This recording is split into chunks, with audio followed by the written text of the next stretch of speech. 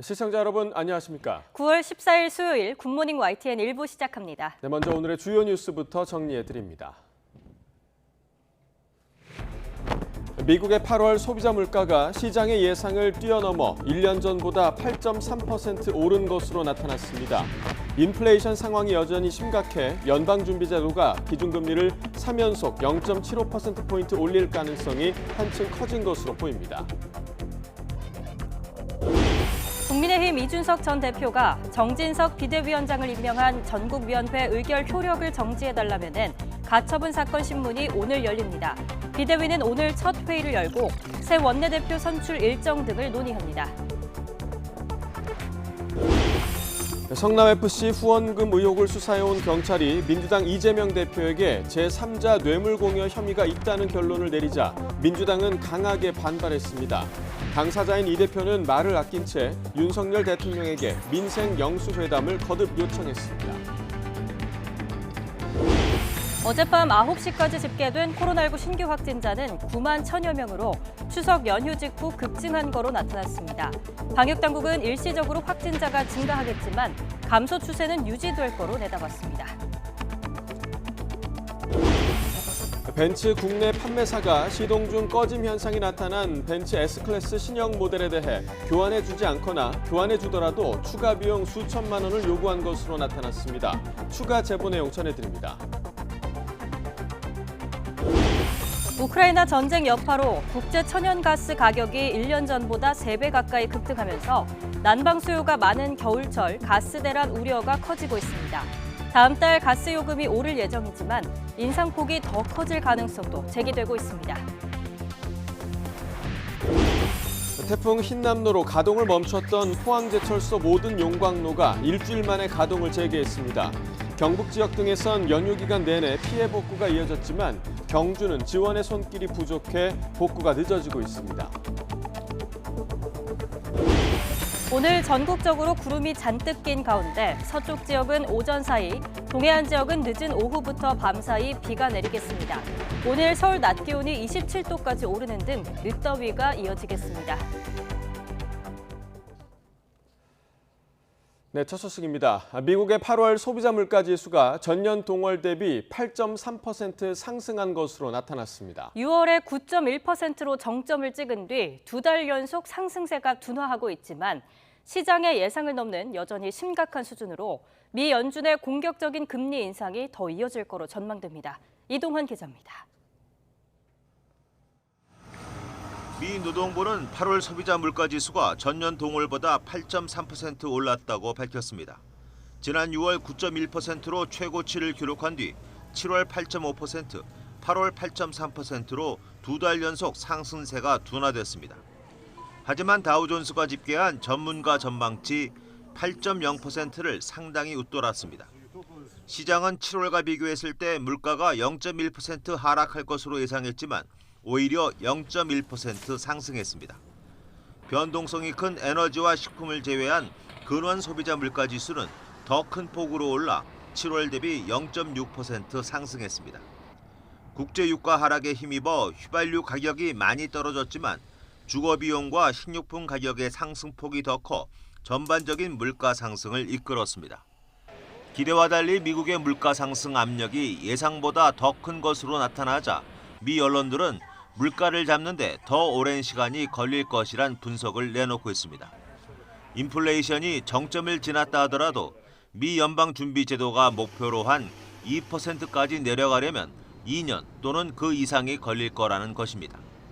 물가 억제를 최우선 순위에 두고 있는 미 연준의 공격적인 금리 인상이 더 이어질 것이란 전망도 힘을 얻고 있습니다.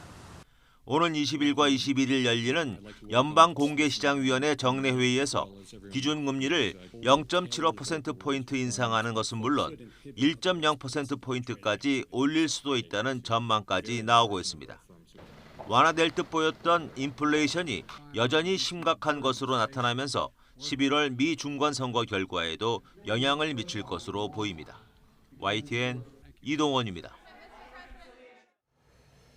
법원이 오늘 열기로 한 국민의힘 정진석 비대위원장 직무집행 정지 가처분 신문을 2주 뒤인 28일로 연기하기로 했습니다. 하지만 정진석 비대위의 출범 근거가 된 당헌 개정의 정당성을 따져볼 3차 가처분 신청 심문은 오늘 예정대로 진행하는데요. 당헌 개정은 정진석 비대위의 정당성을 판가름하는 최대 쟁점인 만큼 치열한 공방이 예상됩니다. 강민경 기자입니다. 국민의힘 이준석 전 대표가 법원에 낸 가처분 신청은 모두 4건. 주호영 비상대책위원장의 효력을 멈춰달란 가처분 신청은 지난달 말에 인용됐고, 비대위원들의 직무를 멈춰달란 두 번째 가처분 신청은 정진석 비대위 출범으로 사실상 취소됐습니다. 남은 건 국민의힘이 문제없이 다음 비대위를 띄우기 위해서 당헌을 개정한 걸 무효로 해달라는 세 번째 가처분과 정진석 비대위원장의 효력을 정지해달라는 네 번째 가처분 신청입니다.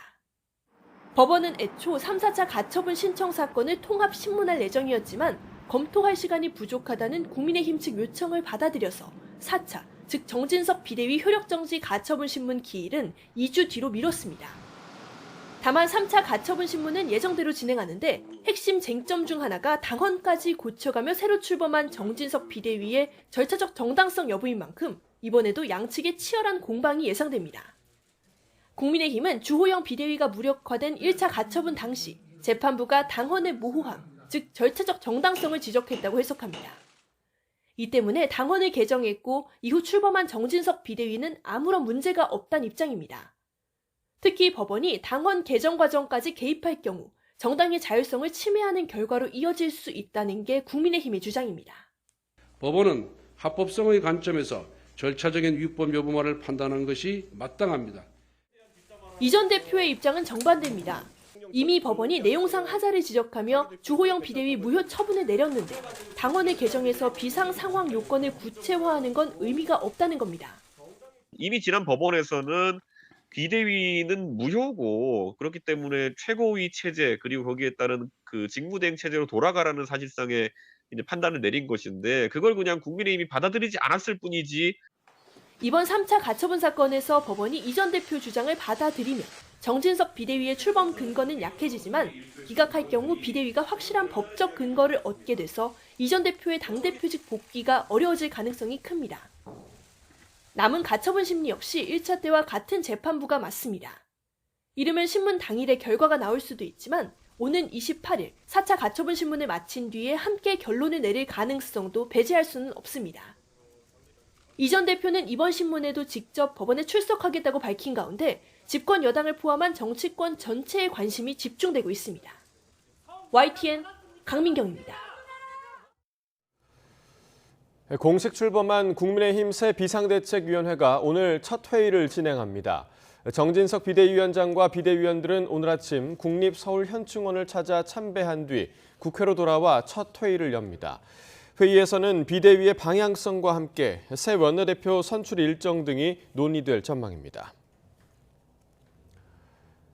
성남FC 후원금 의혹에 대해 보완 수사를 진행해온 경찰이 민주당 이재명 대표의 뇌물 관련 혐의가 인정된다고 결론 내렸습니다. 두산 측에 편의를 제공하는 대가로 자신이 구단주로 있는 성남FC 후원을 유치했다는 건데 경찰이 1년 전 내렸던 불송치 결정을 스스로 뒤집어 논란이 예상됩니다. 송재인 기자입니다. 이른바 성남FC 후원금 의혹은 지난 2018년 지방선거 과정에서 처음 불거졌습니다. 이 대표가 성남시장이자 프로축구 성남FC 구단주이던 시절 관내 기업들로부터 후원금을 유치하는 대가로 건축 인허가 등 편의를 제공했다는 의혹입니다. 당시 야권의 고발로 수사에 착수한 경찰은 3년 3개월 만에 무혐의 처분을 내렸습니다. 하지만 검찰 내부에서 의견이 충돌해 차장검사가 사의를 표명하는 등 파문이 일었고 결국 경찰에 보완 수사를 요구하는 것으로 결론 내렸습니다. 이후 사건을 다시 넘겨받은 경찰은 1년 전 내린 무혐의 결론을 뒤집고 이 대표의 혐의가 인정된다고 판단했습니다. 지난 2015년 두산건설이 신사옥 건립이라는 현안을 해결하도록 해준 성남시의 용도 변경 허가와 두산그룹이 성남FC에 준 광고 후원금 50억여 원 사이에 대가성이 있다고 본 겁니다. 경찰 관계자는 당시 두산과 성남시가 용도 변경 등을 협상하는 과정에서부터 이미 대가성 후원 논의가 있었다고 볼 만한 관계자의 진술을 확보했다고 밝혔습니다. 이에 따라 경찰은 이재명 대표에게 특정범죄 가중처벌법상 제3자 뇌물공여 혐의를 적용한 수사 결과를 검찰에 통보했습니다. 후원금이 이 대표 측에 직접 흘러간 건 아니지만 별도 법인인 성남FC에 뇌물을 주도록 두산 측에 요구한 것만으로 혐의가 인정된다는 취지입니다. 또 당시 사업을 주도했던 성남시 공무원과 두산건설 전 대표도 혐의가 있다고 판단했습니다. 보안 수사 7개월 만에 경찰 스스로 과거 수사 결과를 뒤집으면서 배경을 둘러싼 논란도 커지고 있습니다. 1년 전엔 강제 수사 없이 불송치 결정을 내렸지만 검찰의 보안 수사 요구 이후 성남시청과 성남FC, 두산건설 등을 잇따라 압수수색한 데다 그 시기도 대선 뒤 새 정부 출범 전후에 집중돼 정치권 반발도 거셌습니다. 애초 경기 분당경찰서가 불송치했던 수사를 상급기관인 경기 남부경찰청이 넘겨받은 뒤 최종 결론을 뒤집으면서 초기 부실 수사 논란도 불가피합니다.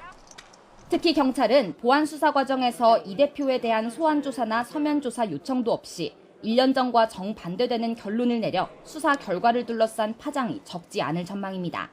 YTN 송재입니다. 더불어민주당 이재명 대표가 민생 경제 위기가 심각하다면서 윤석열 대통령의 영수회담을 다시 제안했습니다. 이 대표는 민생 경제 위기 대책위 출범식 모두 발언에서 조금이라도 민생을 개선할 수 있는 실효적 정책이 어떤 것인가에 대해서 협력해야 한다고 생각한다며 이같이 말했습니다.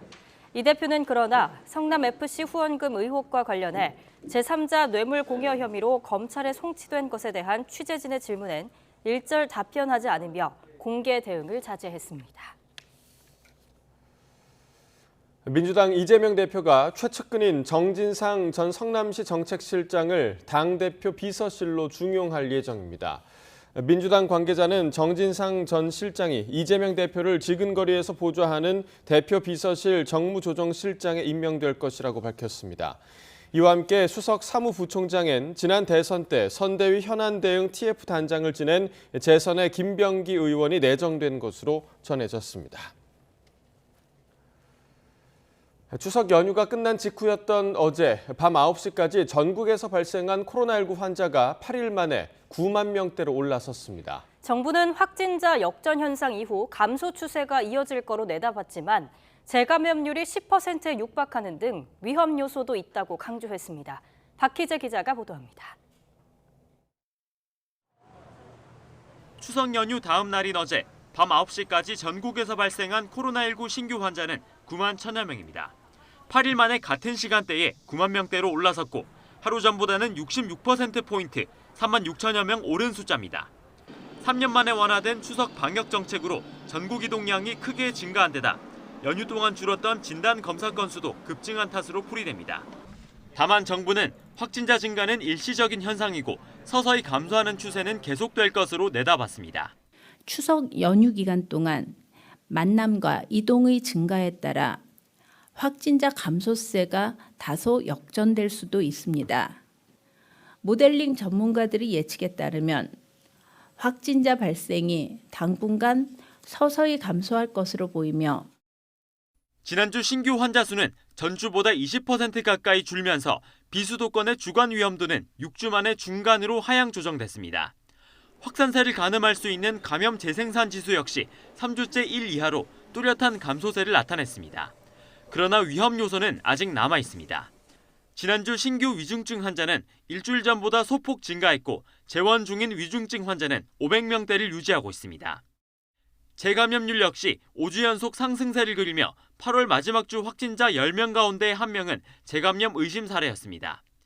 방역당국은 앞으로 소규모 유행이나 새로운 변이 바이러스 등 변수가 나타날 수 있다며 기본적인 방역수칙 준수와 함께 고위험군은 외출과 만남을 줄여달라고 당부했습니다. YTN 박희재입니다.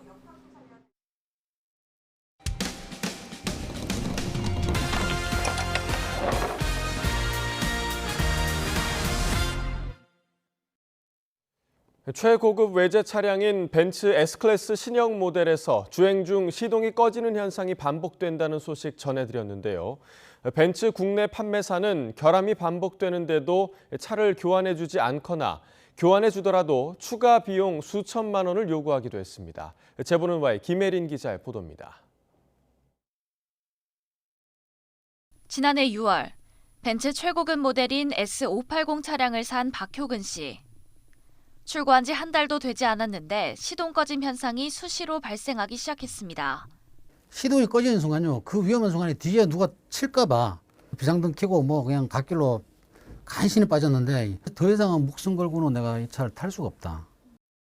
여러 차례 점검을 받아도 원인을 찾지 못하자 결국 수리 불가 판정이 났고 박 씨의 항의에 벤츠 국내 판매사는 차를 교환해 주기로 했습니다. 그런데 조건이 붙었습니다. 운행기간 감가상각 등을 고려해 추가 비용 2,700만 원을 내라는 겁니다. 차를 타지도 못한 채 7개월치 할부와 보험료만 나갔는데 보상은커녕 돈을 더 내란 얘기여서 소비자로서는 받아들이기 힘든 제안이었습니다. 도저히 받아들일 수가 없다.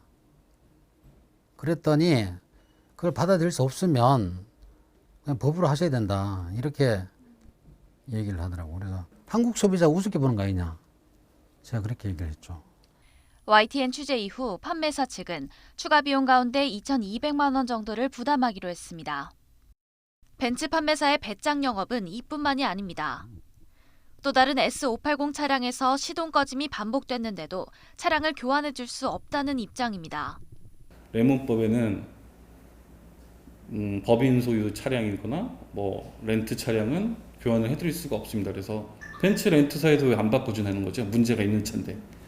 자동차에 결함이 발생하면 제조사 등이 교환이나 환불을 해주도록 하는 이른바 한국형 레몬법은 지난 2019년부터 시행됐습니다. 하지만 강제성이 없는 데다가 교환 방식에 관해서도 명시된 게 없어 제대로 보상을 받기가 쉽지 않습니다. 규정이 없다 보니까 자동차 제조사에서 자꾸 그러한 이 공제를 요구를 하고 약자인 입장이니까 또 차가 빨리 필요하니까 울며 겨자 먹기 식으로. 벤츠 코리아 측은 자동차 안전 심의위원회에서 정한 중재 규정에 준해 내부 규정에 따라 교환 환불 절차를 진행하고 있다고 설명했습니다. 보다 근본적으로는 판매 대행사가 사후 서비스를 전담하는 구조 자체가 문제라고 지적이 나옵니다. 판매 대행사는 판매만 하고 나몰라라는 경우도 굉장히 많다는 거기 때문에 제조사가 적극적인 의지를 표명하는 것이 가장 중요하다. 정부나 지자체가 소비자 중심으로 적극적으로 보호할 수 있는 법적 제도적 기반도 필요하다. 메르세데스 벤츠 코리아는 지난해 수입차 AS 부문에서 한국 품질 만족 지수 1위를 차지했습니다. YTN 김혜린입니다. 주유소 기름값은 좀 떨어지나 싶은데 이번엔 천연가스가 걱정입니다. 우크라이나 전쟁의 여파로 국제 천연가스 가격이 1년 전보다 200% 가까이 폭등하면서 올겨울 우리나라에서도 가스 대란이 일어날 수 있다는 우려가 커지고 있습니다. 권남기 기자입니다. 올해 내내 치솟던 물가가 7달 만에 꺾였지만 가스 가격은 여전히 불안합니다. 러시아, 우크라이나 사태 속에 유럽이 겨울철 가스 확보에 나서며 천연가스 가격 수준은 1년 전보다 3배 가까이 뛰었습니다.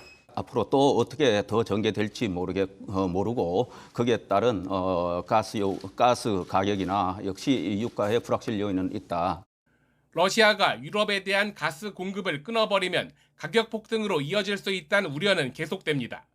대러시아 제재인 원유 가격 상한제 참여를 고민하는 한국엔 대놓고 엄포까지 났는데 사할린에서 들여오는 천연가스 물량에 영향을 끼칠 수도 있습니다. И вообще не будем ничего поставлять, если это противоречит нашим интересам, в данном случае экономическим. Ни газ не будем поставлять, ни нефть, ни уголь, ни топочный мазут, ничего не будем поставлять. 무엇보다 한국의 올해 최대 천연가스 수입국인 호주가 최근 자기들 쓸 가스도 부족하다며 수출 제한을 검토하고 나선 상황. 올겨울 가스 대란을 걱정하는 이유입니다. 정부는 국내 천연가스 도입 물량의 80% 이상은 장기 계약이라 수급엔 문제없다는 입장입니다. 하지만 비싼 원료를 싸게 파는 에너지 공기업의 경영 악화는 피할 수 없습니다.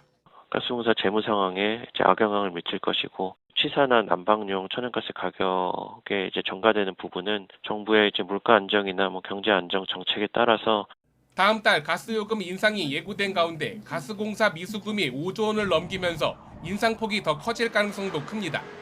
가스요금은 이미 20% 가까이 오른 터라 물가 안정을 최우선 과제로 내세운 정부의 고민이 깊어지게 생겼습니다. YTN 권남기입니다. 추석 연휴가 끝나면서 라면이나 과자 같은 공산품뿐 아니라 공공요금까지 줄줄이 가격 인상을 기다리고 있습니다. 물가는 더 오르고 또 서민들의 살림살이는 더 팍팍해질 것으로 보입니다. 윤혜리 기자의 보도입니다. 대파 하나를 사려고 해도 고민인 요즘. 집었다 놓기를 반복하며 가격표를 원망스럽게 바라봅니다. 안 꺾이잖아.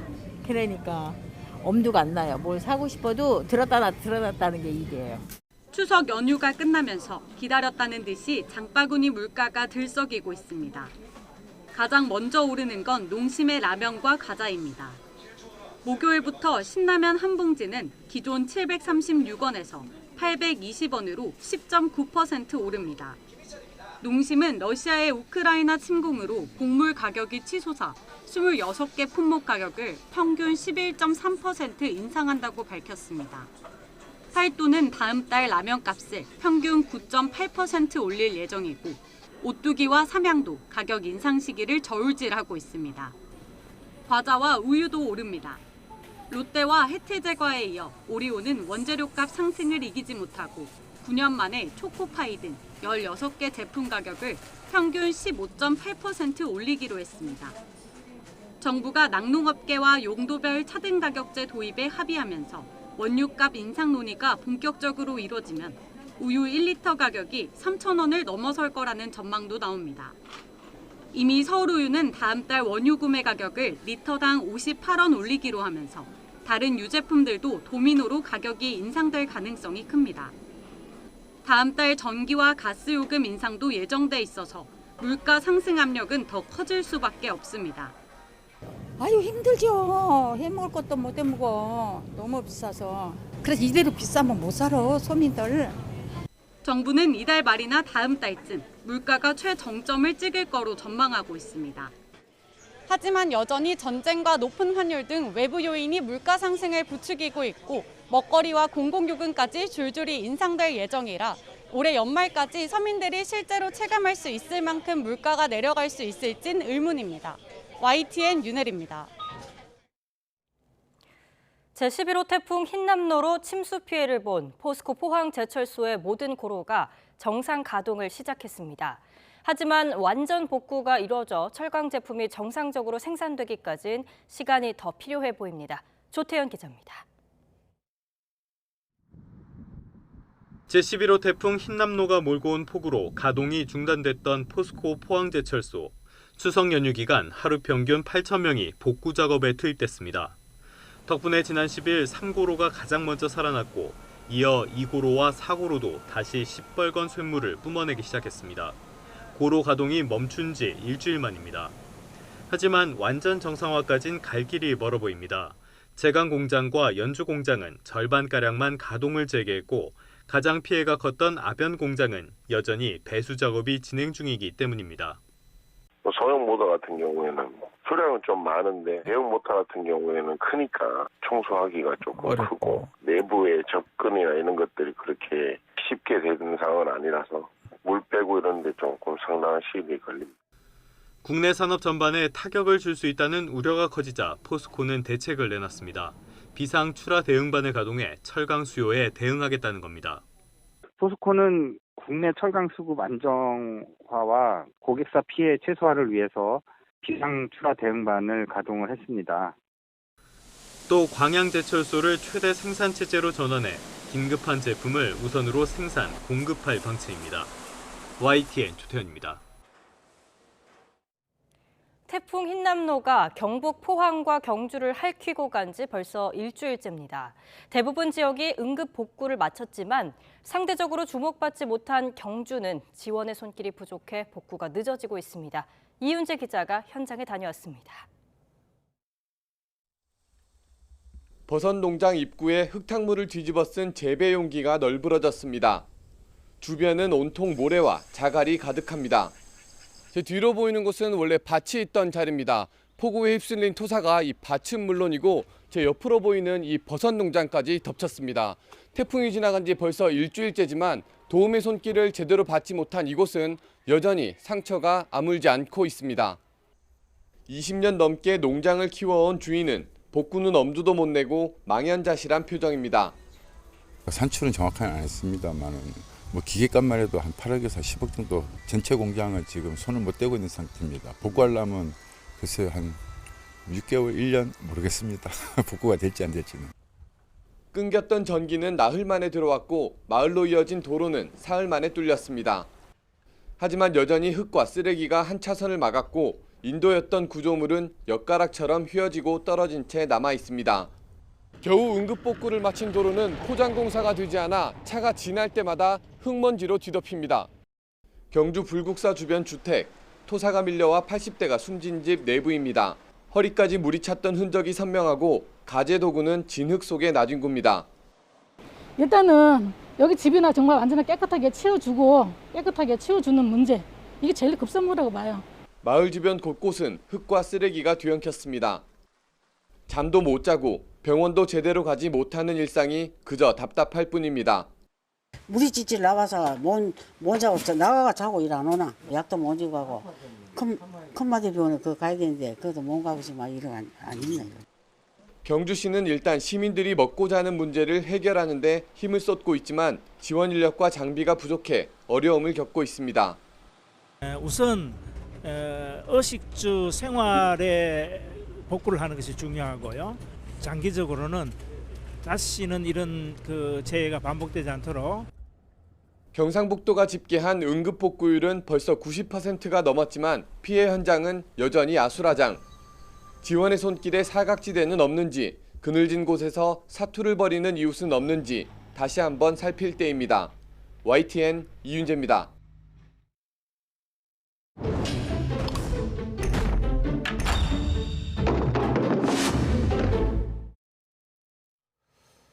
일본도 아니고 국내 극우단체가 꾸준하게 소녀상 철거를 요구하고 있습니다.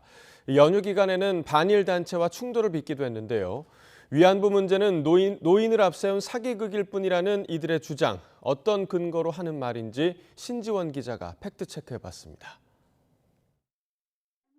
추석 연휴 기간, 평화의 소녀상이 설치된 옛 일본 대사관 앞이 아수라장이 됐습니다. 소녀상 철거를 요구한 보수단체와 소녀상에 대한 정치 테러를 규탄하는 반일단체가 충돌했던 겁니다. 소녀상을 없애라고 주장하는 단체의 이름은 위안부법 폐지 국민행동. 윤미향 무소속 의원이 위안부 피해자를 위한 후원금을 횡령했다는 의혹이 불거진 이후 전국 곳곳에서 소녀상 철거 시위를 벌여왔습니다. 위안부는 불쌍한 할머니들일 뿐 전쟁 범죄 피해자가 아니라면서 정부 지원을 받는 위안부 피해자 240명 가운데 살해당하거나 강간당한 피해자는 단 한 명도 없다고 주장해왔습니다. 정부 지원은 지난 1993년에 제정된 위안부 피해자법을 근거로 이뤄집니다. 우선 이미 사망한 위안부 피해자는 아예 등록 대상이 아닙니다. 살해당한 위안부 피해자가 정부 지원을 받을 가능성 자체가 없다는 뜻입니다. 강간 피해 등에 관한 사실관계는 당사자 진술과 관계자 증언, 현장 답사 등 15명으로 구성된 심의위원회의 엄격한 심사를 거쳐 판단됩니다. 생존자에 한해서 조사를 진행을 하고 있고요. 전문가가 가서 그 피해자의 위안부 피해 내용을 중심적으로 녹취를 해서 그 당시 역사적인 정황에 맞는 자료들을 같이 검토를 해서 의견을 올립니다. 여성가족부가 지원하는 위안부 피해자 240명 가운데 일본군에 의한 살해 피해자나 강간 피해자가 없다는 주장, 사실과 다릅니다. 문제는 이런 주장이 일본 극우 세력 등 해외까지 영향을 주고 있다는 점입니다. 실제로 이 단체는 지난 6월 독일 베를린 현지에서도 소녀상 철거를 주장했고 요미우리 등 일본 언론들은 이 단체의 소녀상 철거 집회를 비중 있게 보도한 적이 있습니다. YTN 신지원입니다. 중국이 우리나라의 고대 유물을 전시하면서 고구려와 발해의 역사를 의도적으로 빼놓은 사실이 뒤늦게 알려졌습니다. 베이징에 있는 중국 국가박물관은 한중 수교 30주년과 중일 국교 정상화 50주년을 맞아 지난 7월부터 한중일 고대 청동기전을 열었습니다. 문제는 한국 고대사 연표에 고구려와 발해를 빼놓고 삼국시대를 신라, 백제, 가야만 표기한 뒤 이후 통일신라, 고려, 조선으로 이어지도록 표기했다는 점입니다. 이는 중국이 2002년부터 국책 학술 사업으로 진행한 동북공정을 통해 고구려사와 발해사 등 한반도 북방 역사를 중국사로 편입하려는 의도가 반영된 것으로 보입니다. 엘리자베스 영국 여왕은 건강이 나빠진 서거 2일 전까지도 환한 미소를 지으며 공식 업무를 완수했습니다. 2차 대전 당시 18살의 나이에 육군에 자원 입대한 사실도 다시 조명받고 있습니다. 강성훈 기자가 보도합니다. 지난 6일 엘리자베스 2세 여왕이 스코틀랜드의 벨모럴궁 접견실에서 누군가를 기다리고 있습니다. 서거하기 불과 이틀 전이지만 평소처럼 가방을 팔에 낀 채 웃는 얼굴입니다. 잠시 뒤 맞이한 사람은 리즈 트러스 신임 영국 총리. 여왕은 오른손 등에 멍자국이 선명할 정도로 건강이 나빠진 상황에서도 미소를 잃지 않았습니다. 이어 트러스 총리를 임명하고 내각 구성을 요청하는 국왕의 공식 업무를 수행했습니다. 바로 다음 날 왕실은 여왕의 건강이 우려스럽다고 발표했고 총리 임명 이틀 만에 서거했습니다. Her devotion to duty is an example to us all. Earlier this week, at 96, she remained determined to carry out her duties as she appointed me as her 15th Prime Minister. 엘리자베스 여왕이 2차 대전 말기에 공주 신분으로 자원 입대한 것도 다시 조명받고 있습니다. 18살의 나이에 소위로 육군에 들어가 운전과 정비 임무를 맡았습니다. 트러스 총리는 여왕이 위엄과 우아함을 잃지 않았고 영국과 전 세계의 사랑을 받았다고 칭송했습니다. YTN 강성웅입니다. 마약 혐의로 긴급 체포됐던 배우 이상보 씨가 YTN 취재진을 직접 만나서 관련 혐의를 전면 부인했습니다. 가족이 잇따라 세상을 떠나며 우울증이 심해져 치료용 약물을 복용한 게 오해를 불렀다고 억울함을 호소했는데 무분별한 추측성 보도에 대해선 법적 대응을 예고하기도 했습니다. 안동준 기자의 단독 보도입니다. 한 남성이 비틀거리며 길거리를 배회합니다. 경찰은 지난 10일 이 남성이 마약에 취한 것 같다는 신고를 접수해 긴급 체포했습니다. 영상 속 남성은 배우 이상보 씨. 이 씨는 YTN 취재진과 만나 마약 투여 혐의를 전면 부인하며 억울함을 토로했습니다. 저는 단 한 번도 마약을 한 적도 없고 마약을 본 적도 없고 그 마약을 한 사람과 관계된 사람과 연결된 적도 없어요. 전 마약 한 적 없어요. 제가 지금 복용하는 건 신경 안정제예요. 이 씨는 지난 2009년 아버지가 돌아가신 뒤 우울증 치료를 시작했다고 말했습니다. 누나와 어머니까지 사고로 숨지면서 지난 2019년부터는 우울증과 불안증이 심해져 약물 복용을 더 늘려야 하는 상황이 됐단 겁니다. 마약 시약 검사에서 양성 반응이 나온 건 우울증 약물에 포함된 소량의 마약 성분 때문이라고 주장했습니다. 실제로 이 씨가 YTN에 제공한 병원 진단서를 보면 항우울제와 신경안정제 등의 복용을 늘린 것으로 기록돼 있습니다. 향정 시병 약물이 마약류이기 때문에 마약류로서는 맞는데 마약 암페타민이라든지 시로뽕이라든지 무슨 대마 이런 것들은 아니고요. 마약류를 이제 마약이라고 이제 혼동해서 쓰신 것 같고 마약에 대한 중독 현상 이런 건 제가 치료할 때 전 전혀 없었기 때문에. 이 씨는 자신이 체포된 뒤 확인 과정도 없이 쏟아진 추측성 기사에 대해선 법정 대응 방침을 밝혔습니다. 실제로 일부 언론에선 엉뚱한 인물을 마약 혐의 남성으로 지목하면서 해당 배우가 직접 입장을 밝히는 소동도 빚어졌고 이 씨가 마약 투여 혐의를 인정했다는 보도까지 나왔습니다. 그냥 일반 배우에서 하루아침에 눈 떴더니 그냥 마약 배우가 돼 있고 저한테는 어떠한 절차를 거치지도 않고 마약을 했다는 거를 기사화시킨 데를 저는 다 고소할 거예요. 이상보 씨는 체포된 지 이틀 만에 석방됐습니다.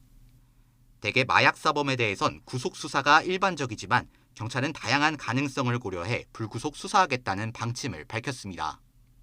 경찰은 이 씨 자택에서 확보한 약물에 대해 성분 검사를 진행하고 이 씨 몸에서 나온 마약 성분에 대해서도 정밀 감정을 의뢰해 결과를 기다리고 있습니다.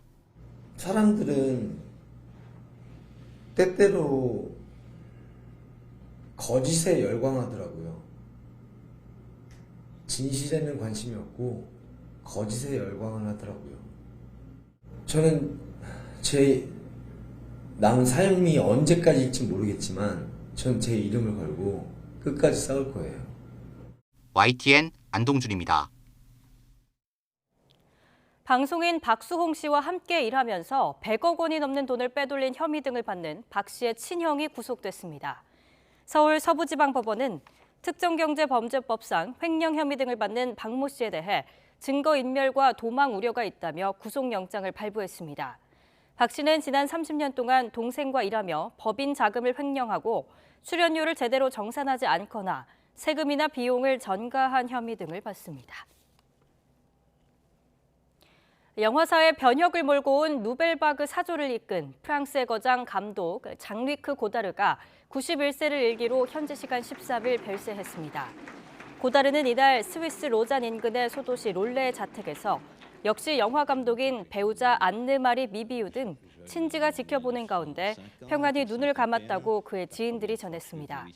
고다르는 화면이 거칠게 흔들리는 핸드헬드 촬영법, 장면과 장면을 급작스럽게 전환하는 점프컷 등 통념적인 서사와 기존의 영화의 문법을 거스르는 급진적이고 과감한 연출로 주목받았습니다. 프로야구 소식입니다. 롯데가 홈 경기에서 선두 SSG를 상대로 9회 말 짜릿한 대역전극을 펼쳤습니다. 롯데는 4대8 넉점 차로 뒤져 패색이 짙던 9회 말 렉스의 3런 홈런 등 대거 5점을 뽑으면서 9대8로 끝내기 역전승을 거뒀습니다. LG는 잠실 라이벌전에서 두산을 5대0으로 눌렀고 KT는 한화를 5대2로 이겼습니다. 키움과 삼성은 각각 기아와 NC를 꺾고 1승을 챙겼습니다. 오늘도 맑은 하늘을 기대하긴 어렵겠습니다. 흐린 날씨에도 내륙을 중심으로는 다소 더운 날씨가 이어지겠는데요. 오늘 서울의 한낮 기온은 28도로 어제와 비슷해 다소 덥겠고요. 특히 호남 지방은 광주의 낮 기온이 31도까지 오르는 등 예년 기온을 4도가량 웃돌겠습니다. 현재 중국으로 향하는 태풍 무이파에서 유입된 수증기의 영향으로 서쪽 곳곳에 산발적인 비구름이 분포했습니다. 이 비는 오전 중에 대부분 그치겠지만 늦은 오후부터 밤사이 동해안 지역에는 동풍의 영향으로 비가 내리겠습니다. 예상되는 비의 양은 서해안과 충남 북부 내륙, 영동과 경북 동해안에 5에서 20mm의 비가 예상되고요. 제주도는 모레까지 10에서 40mm의 비가 오락가락 이어지겠습니다. 제12호 태풍 무이파와 13호 태풍 무르복은 우리나라에 직접적인 영향을 주진 않겠습니다. 다만 태풍의 간접 영향으로 제주도와 남해안에는 강풍주의보가 내려진 가운데 초속 20m 이상의 매우 강한 바람이 불겠고요. 해상에서는 너울성 파도가 높게 일겠습니다. 해안가 안전사고에 유의해 주시기 바랍니다. 현재 기온 살펴보겠습니다. 현재 서울 기온은 23.4도, 대전은 23.2도를 나타내고 있습니다. 낮 기온은 어제보다 1에서 4도가량 높아 다소 덥겠습니다. 오늘 낮 기온 서울 28도, 대전 29도, 광주는 31도까지 오르겠습니다. 한편 오늘 오전 3시쯤 일본 오키나와 동남쪽 해상에서 제14호 태풍 난마돌이 발생했습니다. 아직 진로가 무척 유동적이지만 이번 주말 이후 대한해협이나 일본 규슈 부근으로 향할 가능성이 있습니다. 앞으로 발표되는 태풍 정보에 주의를 기울여 주시기 바랍니다. 지금까지 날씨 정보였습니다. 미국의 8월 소비자 물가가 시장의 예상을 뛰어넘어 1년 전보다 8.3% 오른 것으로 나타났습니다. 인플레 공포에 뉴욕 증시는 폭락했고 연방준비제도가 기준금리를 3연속 0.75%포인트 올릴 가능성이 한층 커진 것으로 보입니다. 국민의힘 이준석 전 대표가 정진석 비대위원장을 임명한 전국위원회 의결 효력을 정지해달라며 낸 가처분 사건 신문이 오늘 열립니다. 비대위는 오늘 첫 회의를 열고 새 원내대표 선출 일정 등을 논의합니다. 성남FC 후원금 의혹을 수사해온 경찰이 민주당 이재명 대표에게 제3자 뇌물공여 혐의가 있다는 결론을 내리자 민주당은 강하게 반발했습니다.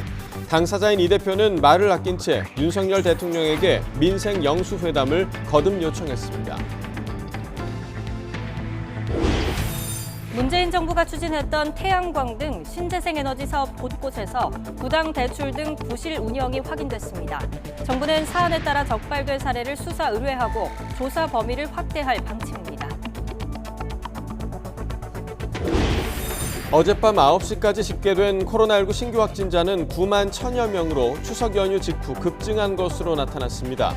방역당국은 일시적으로 확진자가 증가하겠지만 감소 추세는 유지될 것으로 내다봤습니다.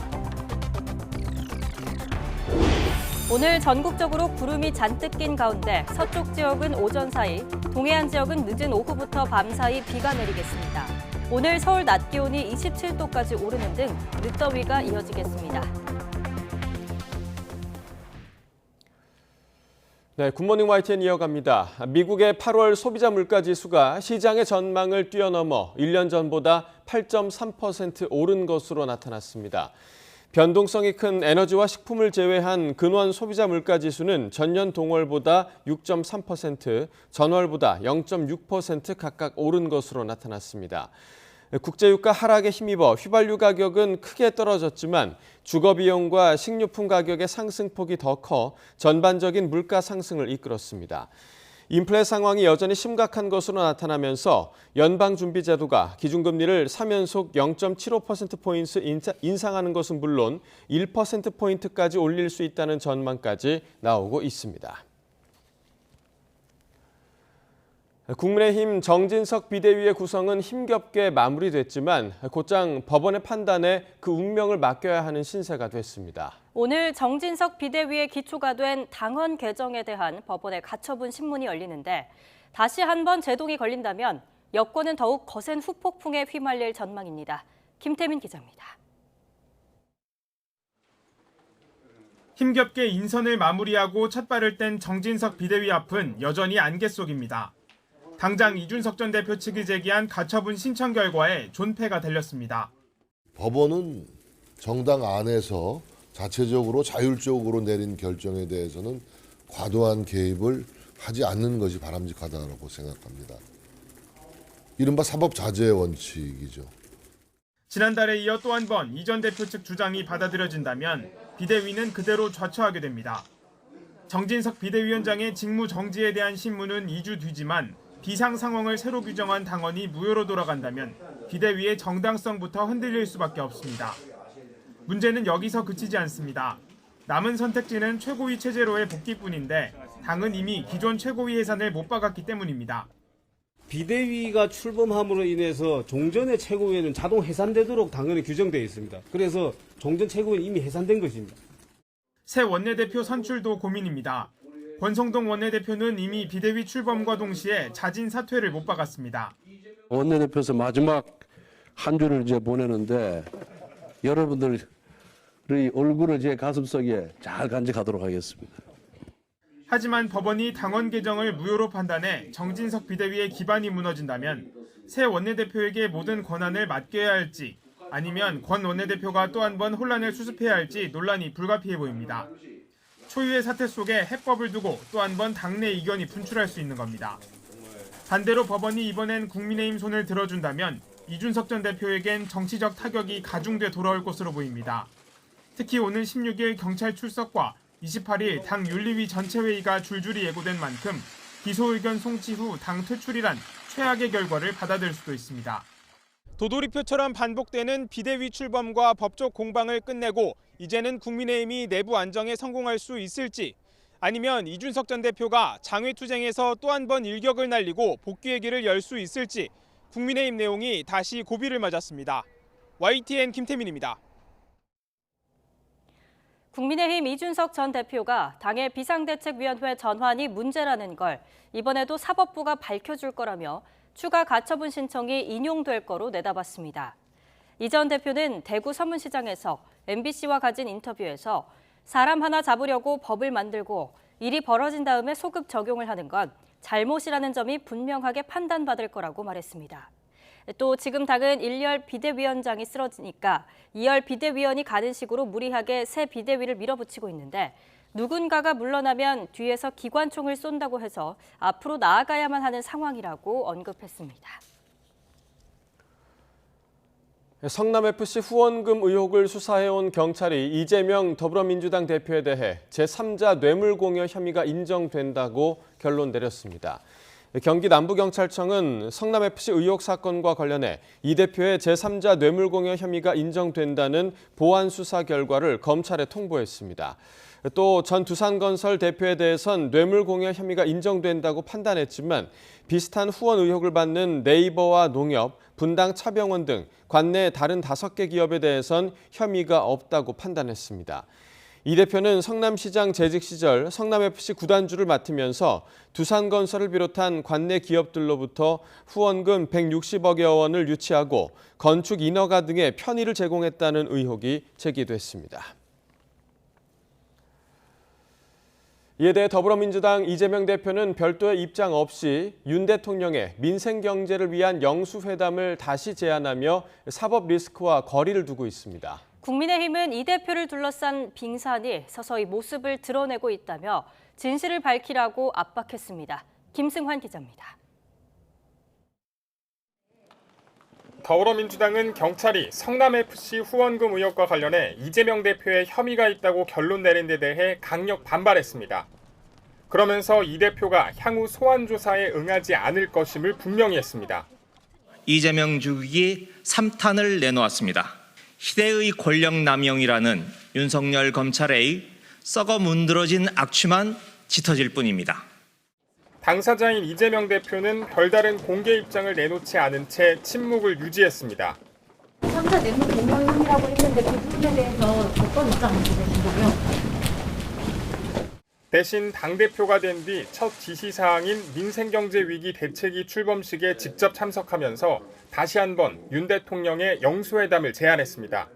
여야를 떠나서 정파를 떠나서 허심탄회하게 머리를 맞대고 논의할 수 있는 절차와 형식은 전혀 구애받지 않겠다는 말씀을 드리고 국민의힘은 지금부터 본격적인 수사가 시작되고 있다면서 이 대표가 책임을 통감하고 진실을 밝혀야 한다고 촉구했습니다. 잠시 주춤했던 검경의 수사가 본격화되면서 이처럼 이 대표 연루 의혹이 있는 사건들의 실체가 하나하나 드러나고 있습니다. 더불어민주당은 대통령실 의혹에 대한 진상규명단을 출범시키며 이 대표에 대한 수사에 맞불을 놓습니다. 또 추석 연휴 동안 김건희 여사 특검에 대해 민심을 확인했다고 판단해 여당을 향해 강력히 특검을 주장하고 있는 만큼 당분간 여야 간 협치는 더 어려워졌다는 평가도 나옵니다. YTN 김승환입니다. 이원석 검찰총장 후보자에 대한 국회 인사청문 보고서 송부 마지막 날이었던 어제 여야는 보고서 채택을 하지 못하고 내탓 공방을 벌였습니다. 직접 들어보시겠습니다. 민주당 법사위 위원들은 청문 보고서 채택 논의에 대해 아무런 응답을 하지 않고 있습니다. 국민의힘 법사위 위원들은 행여 이러한 무응답이 이재명 대표의 대장동, 백형동 사건 등 검찰 수사에 대응하여 특검 주장과 함께 하나의 카드로 활용하려고 하는 것이 아닌지 우려됩니다. 그 일정이 잡혀야 되는데요. 아시다시피 국민의힘 여당 측의 이런 일정을 협의할 원내 지도부가 또 이런 좀 협의가 어려운 상황이기 때문에 저희 또한 그 부분을 빠르게 좀 협의를 해봐야 되지 않나 이렇게 생각만 하고 있습니다.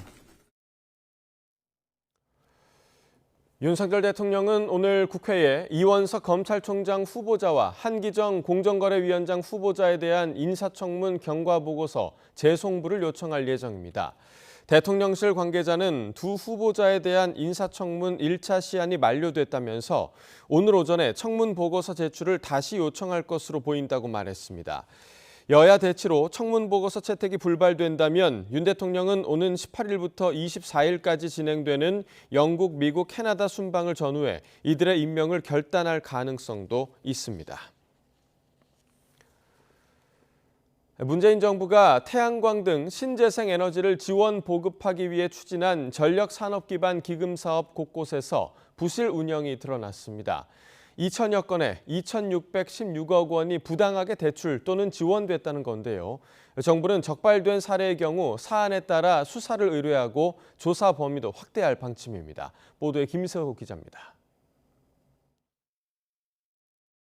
농지 위에 불법으로 설치된 태양광 시설입니다. 버섯 재배 농장이나 곤충 시설과 함께 지으면 가능하다는 점을 노려 버섯 재배 농장으로 위장했지만 버섯을 키운 흔적은 없습니다. 4개 지자체 내 20곳이 이 같은 수법으로 태양광 시설을 짓고 34억 원을 대출받았습니다.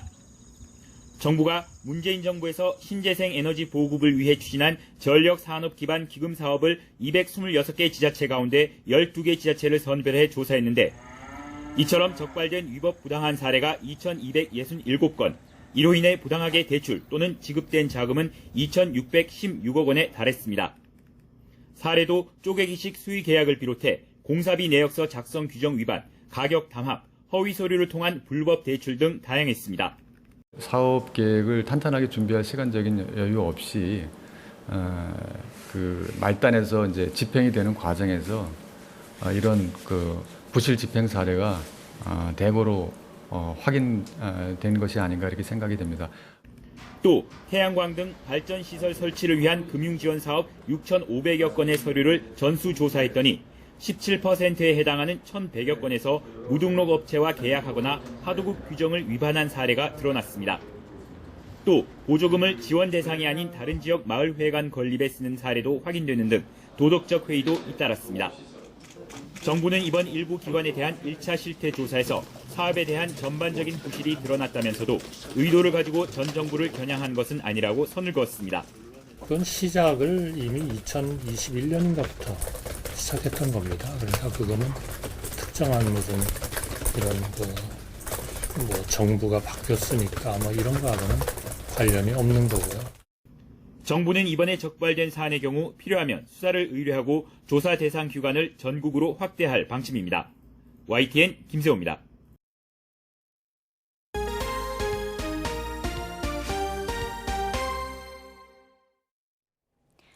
지청장 시절 음주운전을 하다가 사고를 낸 검사가 경징계에 해당하는 견책 처분을 받았습니다. 이를 포함해 최근 5년 동안 음주운전으로 징계받은 검사 절반이 경징계였는데 솜방망이 징계가 여전하다는 비판이 나옵니다. 한동호 기자입니다. 지난해 12월 당시 순천지청장은 전남 여수의 한 도로에서 음주운전을 하다가 옆 차량을 들이받았습니다. 음주 측정 결과 혈중 알코올 농도는 면허 정지 수준인 0.044%였습니다. 8개월 만에 확정된 징계는 견책, 가장 낮은 수위 징계입니다. 견책은 직무에 종사하면서 잘못을 반성하게 하는 것으로 해임이나 정직, 감봉과 달리 직무집행이나 보수에 불이익이 없습니다. 그러나 대검 내부 지침을 보면 혈중 알코올 농도 0.08% 미만 음주운전은 감봉에서 정직이고 음주운전으로 인적, 물적 피해가 있는 교통사고를 내면 정직에서 해임입니다. 법무부 측은 사고 경위 등 재반 사정을 참작해 징계 수위가 결정됐다고 설명했습니다. 아침 시간 숙취운전이었다는 해명과 발생한 사고가 음주 때문인지 명확하지 않다는 점 등이 고려된 것으로 보입니다. YTN 취재진이 최근 5년 동안 검사 징계 현황을 살펴본 결과 음주운전으로 징계받은 검사는 모두 6명입니다. 이 가운데 절반인 3명이 견책 처분을 받았는데 현재 기준으로 면허 취소 수준의 음주운전이었습니다. 유일하게 해임된 검사는 3번째 음주운전의 뺑소니, 음주 측정 거부로 현행범 체포까지 된 이례적인 경우였습니다. 대검찰청은 지난해 5월 금품과 향응을 받은 검찰 공무원 징계 수위가 다른 일반 공무원보다 낮다는 감사원 지적에 내부 지침을 고쳤습니다. 하지만 음주운전 징계 사례처럼 지침 기준보다 낮은 수위 징계가 반복된다면 검찰에 대한 국민의 불신은 사라지지 않을 것으로 보입니다. YTN 한동우입니다. 공군 성폭력 피해자 고 이해람 중사 사건을 수사한 특별검사팀이 100일 동안의 활동을 마무리하고 수사 결과를 발표했습니다.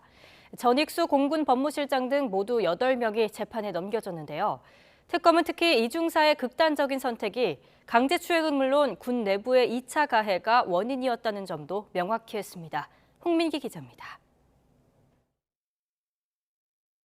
지난해 봄 상관의 성폭력과 2차 가해를 호소하다 목숨을 끊은 고 이해람 공군 중사. 부실 초동 수사 의혹까지 일며 국방부가 직접 수사에 나섰지만 수사 담당자는 한 명도 기소하지 못해 제 식구 감싸기라는 공분이 거세게 일었습니다. 폐쇄적인 군 관행을 극복하고 진상을 규명하라는 기대 아래 출범한 특별검사팀이 수사 100일 만에 모두 8명을 재판에 넘겼습니다. 먼저 이중사가 근무한 제20전투비행단 당시 대대장은 이중사와 가해자를 분리 조치하지 않고선 상부엔 허위 보고를 한 것으로 드러났습니다. 다른 부대에 이중사가 좀 이상하다는 소문을 퍼뜨린 당시 중대장 등 직속 상관들의 명예훼손 혐의도 새롭게 밝혀졌습니다. 그러나 특검 수사의 핵심이었던 전익수 공군 법무실장의 수사 무마 의혹에 대해선 아무런 근거가 없다고 결론냈습니다. 무엇보다 관련 의혹을 폭로한 녹취록이 제보자에 의해 조작된 것으로 드러났고 가해자의 불구속 수사도 관행에 따른 것이었다는 판단이 반영됐습니다. 다만 전 실장이 지난해 7월 자신의 직무유기 혐의를 수사하던 군 검사에게 직접 전화해 구속영장 기재 사실이 잘못됐다며 추궁한 혐의를 새로 발견해 재판에 넘겼습니다. 당시 공군 참모총장 해임을 촉구하는 여론을 돌리기 위해 공군 공보장교가 이중사 부부의 거짓 불화설을 퍼뜨린 사실도 드러났습니다. 사망 전날까지 여느 신혼부부 못지않은 친밀한 관계였을 뿐 강제추행과 군내 2차 가해가 극단적인 선택의 원인이었다는 것이 특검의 수사 결과입니다. 제대로 된 피해자 보호를 받지 못한 채 방치되었으며 그 기간 오히려 회유, 명예훼손 등 2차 가해가 이루어져 군대 내 그릇된 문화와 관행이 개선되고 이해람 중사와 같은 비극이 더 이상 되풀이되지 않기를 바랍니다. 이 중사 유족은 2차 피해의 진상을 밝힌 것은 높이 평가하면서도 수사 무마 의혹에 대한 윗선을 밝히지 못한 점은 한계로 지적했습니다. 물론 유족이 100% 만족하는 결과는 사실은 아닙니다. 우리 아이 있어야 할 곳에 있을 때까지, 보내줄 수 있을 때까지 우리는 최선을 다할 것입니다. 반면 전 실장은 구속영장에 적시된 내용을 군 검사에게 확인한 것에 불과하다며 특검이 끼워 맞추기식 기소를 했다고 반발했습니다. 가해자 장모 중사는 현재 군법원 2심에서 징역 7년을 선고받은 상태로 대법원 판단을 앞두고 있습니다. YTN 홍민기입니다. 얼마 전 10대 여학생을 흉기로 위협해 납치하려고 한 40대 남성에 대한 구속영장이 기각되면서 논란이 일고 있습니다. 법원은 도주나 추가 범죄 우려가 없다고 봤는데 같은 아파트에 살고 당시 영상에도 도주 정황이 있었다는 점에서 이해할 수 없다는 지적이 나옵니다. 임성재 기자입니다. 지난 7일 저녁 경기 고양시에 있는 한 아파트.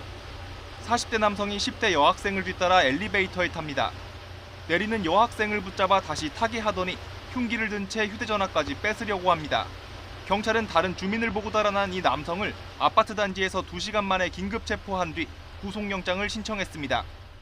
하지만 법원의 판단은 달랐습니다. 남성이 도망치거나 또다시 피해자를 위협하고 해칠 우려가 없다며 구속영장을 기각했습니다. 법원의 이 같은 판단 이후 논란이 일고 있습니다. 남성의 직업과 주거지가 일정하고 범행을 시인한 점 등이 고려될 수는 있지만 같은 아파트 주민이란 점에서 피해자가 불안감을 느낄 수밖에 없고 수사 과정에서 피해자의 진술에도 영향을 미칠 수 있다는 의견이 법조계에서 나옵니다. 게다가 범행 뒤 한 차례 학교담을 넘고 자신의 차로 순찰차를 따라다니는 등 도주 정황이 명확하다는 지적도 나옵니다.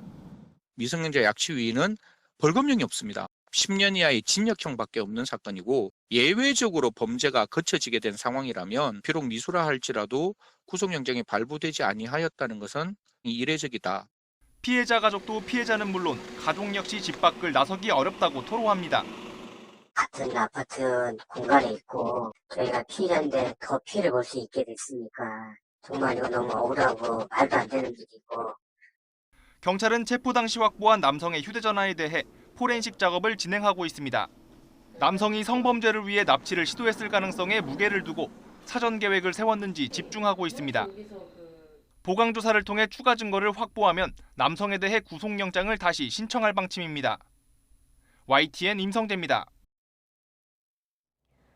경찰이 제주도 조폭 범죄를 집중 수사했습니다. 50여 명을 붙잡고 이 가운데 8명을 구속했는데요. 경찰은 조폭을 뿌리 뽑기 위해서 올해 말까지 강력한 단속을 계획할 계획입니다. 고재형 기자의 보도입니다. 어두운 밤 차 한 대가 급하게 서더니 여러 명이 뛰쳐나와 한 남자를 마구 때립니다. 제주의 한 폭력 조직원 9명이 약을 올린다는 이유로 경쟁 폭력 조직원 2명을 폭행한 겁니다. A파 조직원과 추종자들은 상대파 추종자 2명을 공설묘지로 데려온 뒤 둔기로 마구 폭행하고 차량에 감금했습니다. 경찰은 집단 폭행을 저지른 9명 중 3명을 구속하고 6명도 검찰에 넘겼습니다. 좀 키시고 전화기 만지지 마세요. 자, 들어가세요.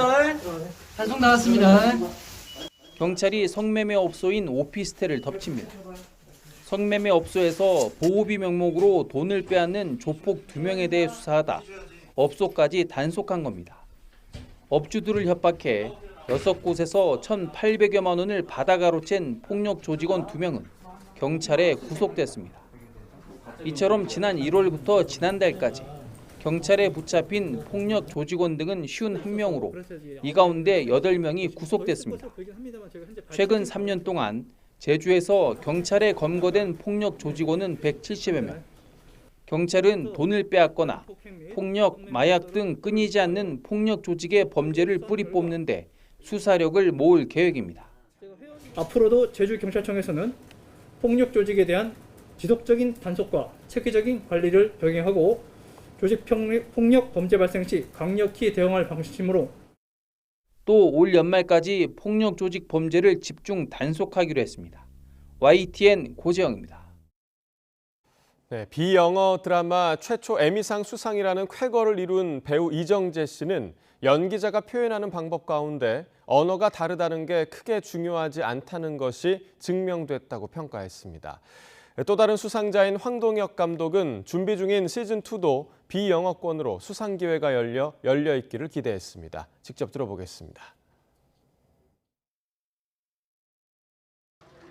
연기자는 꼭 언어로만 표현하는 것이 아니라 여러 방법으로 표현하는 방법이 많이 있는데 그중에서 언어가 다르다라는 것은 그렇게 크게 중요하지 않다라는 것을 이번 오징어 게임 성기훈을 통해서 수상을 하게 된 것이 증명이 된 것 같다라는 말씀을 드렸습니다. 시즌2를 지금 준비하고 있으니까 시즌2도 잘 됐으면 좋겠고 다시 올 수 있는 기회가 있었으면 좋겠다라는 얘기를 한 거고, 어쨌든 첫 번째 잉글리시가 아닌 첫 번째 시리즈로 에미의 어떤 벽을 넘고 그들이 저에게 문을 열어줘서 저에게 이런 기회가 생겼는데 이런 기회의 문을 다시 닫지 말고 계속 열어두셨으면.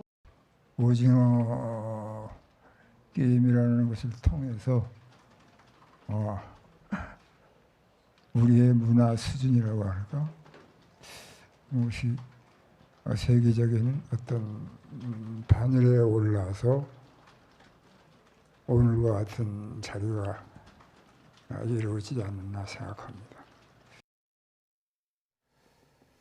네, 오징어 게임이 미 에미상에서 비영어권 작품으로는 최초로 6관왕의 성과를 거두면서 한국 드라마의 역사를 다시 쓰게 됐습니다.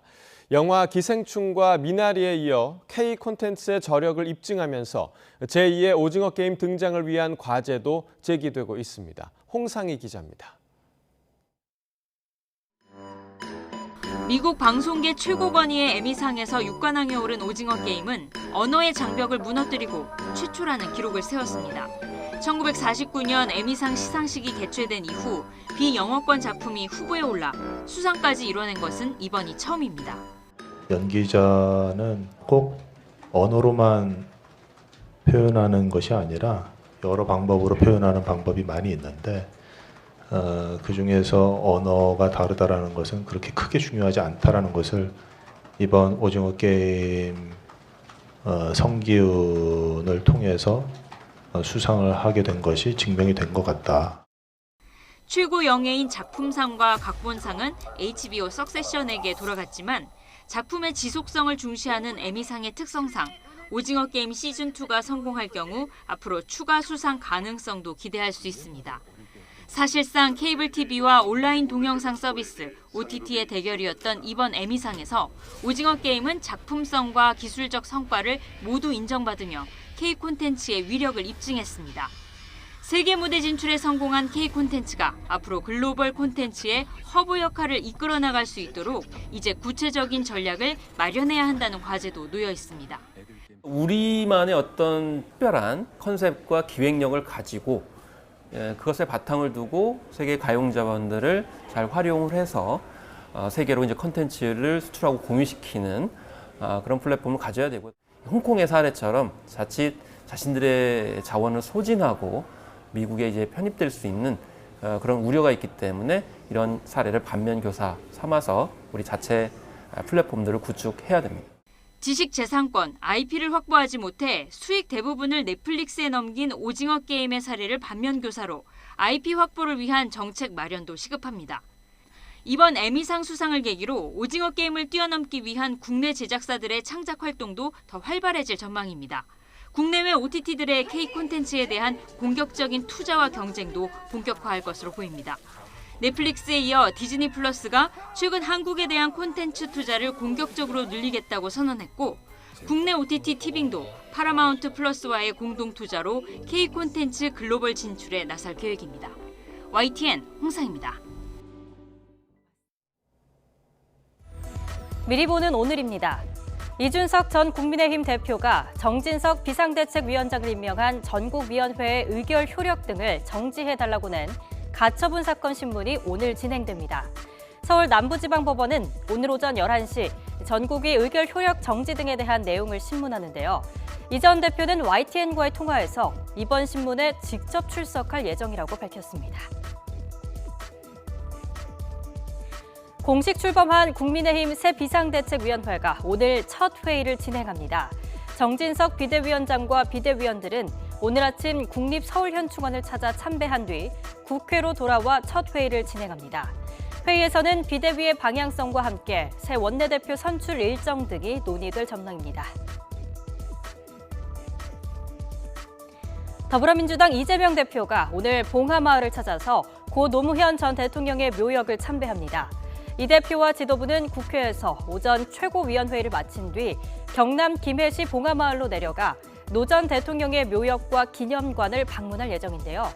민주당은 이 대표가 권양숙 여사를 예방하는 비공개 일정도 있다고 설명했습니다. 윤석열 대통령이 국민의힘 반도체 산업 경쟁력 강화 특별위원회 위원들과 오찬을 함께합니다. 윤 대통령은 오늘 낮 용산 집무실에서 특위 위원들과 만나 반도체 산업 육성과 발전 방안 등을 논의하며 식사할 예정입니다. 지금까지 미리 보는 오늘이었습니다.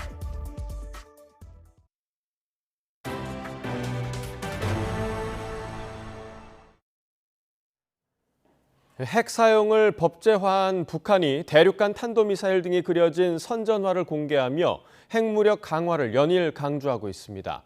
우리 군 당국은 북한이 핵을 사용할 경우 한미의 압도적 대응에 직면해 자멸하게 될 거라며 경고했습니다. 신준명 기자입니다. 북한이 새로 공개한 선전화입니다. 위대한 우리 국가의 무궁한 번영을 위하여 국가 방위력 건설을 최우선하자 등의 문구와 함께 대륙간 탄도미사일 화성 17형과 잠수함 발사 탄도미사일 북극성 3형 등이 그려져 있습니다.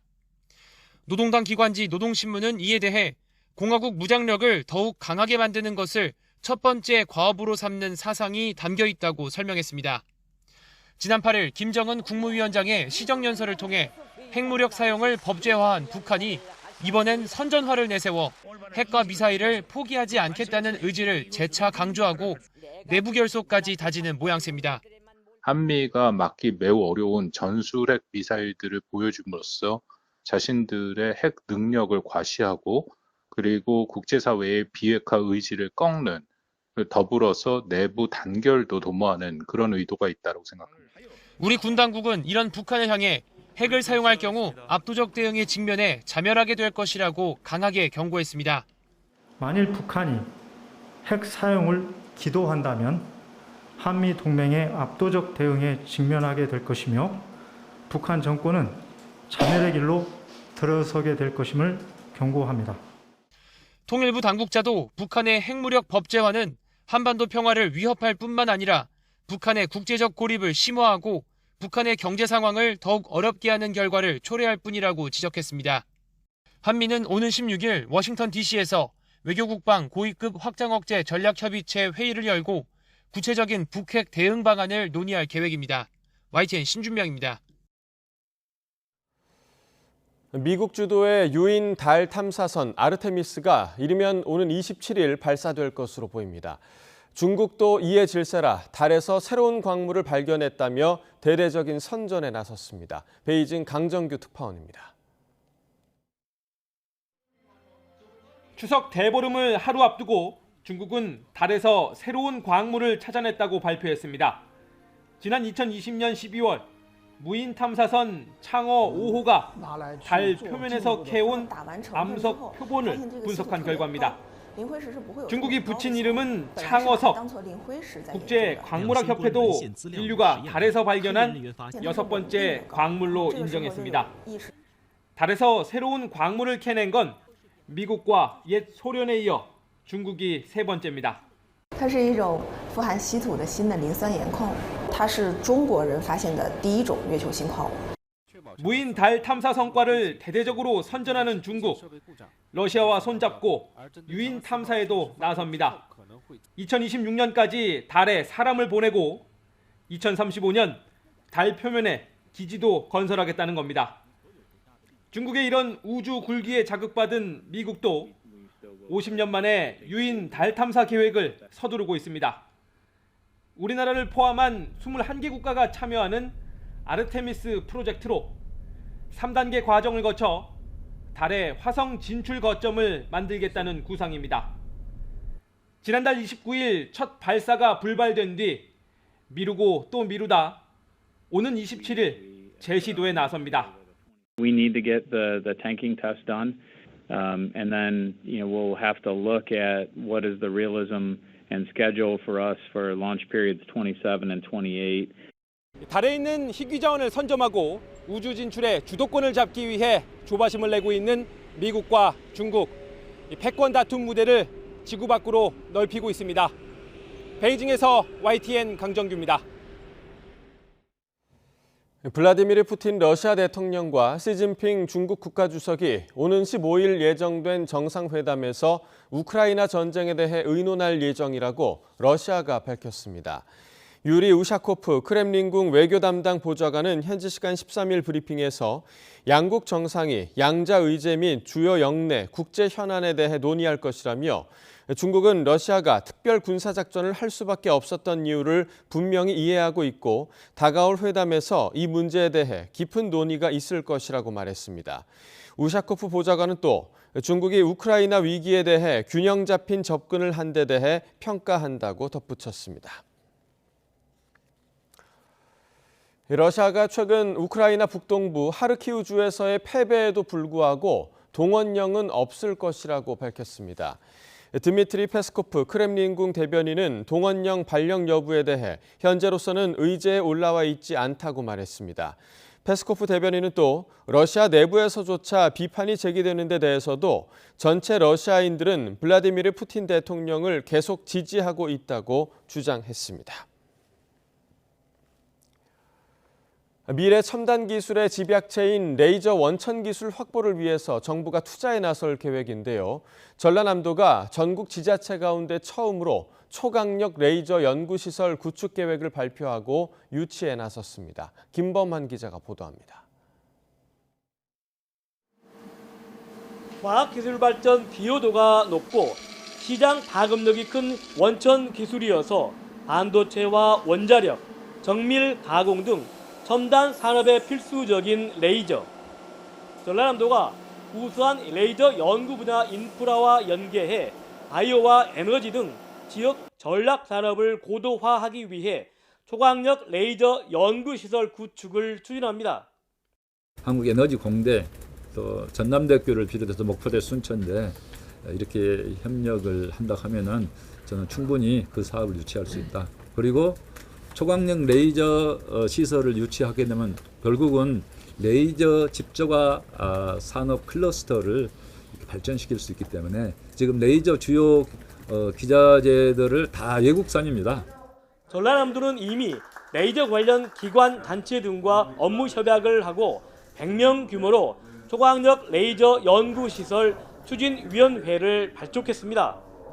방사광 가속기 유치에 나선 경험을 살려 과학기술부 공모에서 초강력 레이저 시설터가 나주 빛가람 혁신도시 일대로 선정되도록 온 힘을 다하고 있습니다. 폭염과 가뭄, 집중호우 등의 원인으로 지목되는 기후 변화는 농작물에도 막대한 영향을 끼친 지 오래입니다. 요즘 화두는 뭐니 해도 기후 변화입니다. 기후 위기라고 해도 과언이 아닐 정도인데요.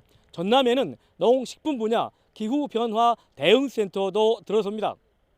농식품 기후 변화 대응센터에서는 기후 빅데이터를 활용해 농업인의 의사 결정을 지원하고 미래 지속 가능한 농업에 밑거름을 놓게 됩니다. 오는 2025년에 완공되면 8,700억 원의 생산 유발과 만여 명의 취업 유발 효과가 기대되고 있습니다. 전라남도는 다음 주에는 미국에서 신재생에너지 분야 데이터 기업을 대상으로 민선 8기 1호 20억 달러 투자 유치도 추진할 예정입니다. YTN 김범환입니다. 산업통상자원부와 육군본부는 민간의 혁신기술과 육군의 인프라, 자원을 접목해 새로운 시장 창출과 규제 혁신을 위해 협력하는 업무 협약을 체결했습니다. 민군 업무 협약의 첫 사례로 산업부와 육군은 음식물 쓰레기를 고열 처리하고 악취와 세균을 제거한 뒤 고체 연료로 만드는 플라즈마 음식물 처리기 제품의 성능을 군에서 검증하기로 했습니다. 산업부는 그동안 민간 분야에 한정됐던 규제 샌드박스가 군수 분야로 확대돼 신제품, 서비스를 출시하려는 기업에 더 많은 검증 기회가 제공될 것으로 기대했습니다. 오늘도 대체로 흐린 가운데 늦더위가 이어지겠습니다. 오늘 서울의 한낮 기온은 28도로 어제와 비슷해 다소 덥게 느껴지겠는데요. 특히 호남 지방은 광주의 낮 기온이 31도까지 오르는 등 예년 기온을 4도가량 웃돌겠습니다. 다만 기온이 오르는 만큼 일교차도 크게 벌어질 것으로 보이니까요. 환절기 건강관리에 유의해 주시기 바랍니다. 자세한 레이더 화면부터 살펴보겠습니다. 제12호 태풍 무이파의 앞자리에서 유입된 수증기의 영향으로 서쪽 지방 곳곳에 약한 비가 내리고 있습니다. 이 비는 오전 중에 대부분 그치겠는데요. 하지만 늦은 오후부터 밤사이 영동과 경북 동해안에는 동풍의 영향으로 비가 내리겠습니다. 예상되는 비의 양은 서해안과 충남 북부 내륙, 영동과 경북 동해안에 5에서 20mm가 되겠고요. 제주도는 모레까지 10에서 40mm의 비가 오락가락 이어지겠습니다. 현재 기온 살펴보겠습니다. 현재 서울 기온은 23.4도, 대전은 23.2도를 나타내고 있습니다. 낮 기온은 어제보다 1에서 4도가량 높아 다소 덥겠습니다. 오늘 낮 기온 서울 28도, 대전 29도, 광주는 31도가 예상됩니다.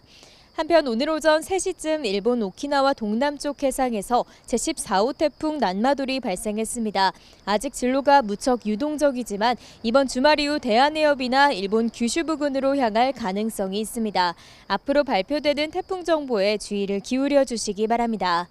앞서 발생한 제12호 태풍 무이파와 13호 태풍 무르복은 우리나라에 직접적인 영향을 주지는 않겠습니다. 다만 태풍의 간접 영향으로 제주도와 남해안에는 초속 20m 이상의 매우 강한 바람이 불겠고요. 해상에서는 너울성 파도가 높게 일겠습니다. 해안가 안전사고에도 유의해 주시기 바랍니다. 지금까지 서울 상암동에서 YTN 윤수빈입니다.